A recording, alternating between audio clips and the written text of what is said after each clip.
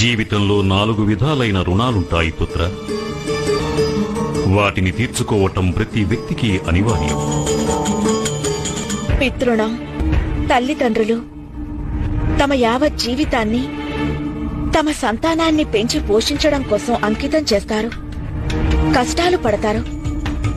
వారి రుణం తీర్చుకోవడానికి గాను సంతానానికి తల్లిదండ్రులను సేవించుకోవడం అనివార్యమవుతుంది. బ్రహ్మ రుణం. ఎవరి వల్ల ఈ జీవితం లభించిందో వారికి చెల్లించేది. ఈ రుణాన్ని తీర్చుకోవటం కోసం కోరేది ఒక్కటే. ఎవరైతే ఇంతటి పవిత్ర రూపంలో ఆత్మకు జీవితమిచ్చారో అదే పవిత్ర రూపంలో తిరిగి వారి చెంతకి చేరటం. దేవరుణం దేవతలందరికీ చెల్లించేది. వారి యొక్క ఆశీర్వాదాలతో అందరి జీవితాలకు పాలనా పోషణ లభించగలదు. వారి యొక్క రుణాన్ని తీర్చుకోవడానికి గాను మనం చేయవలసినదొక్కటే. మనం మన అవసరాలకు మించి ఎంత మాత్రమూ కూడబెట్టకూడదు. మనకు అధికమైన దానిని దాని యొక్క అవసరం కలిగిన వారికి అందచేయాలి.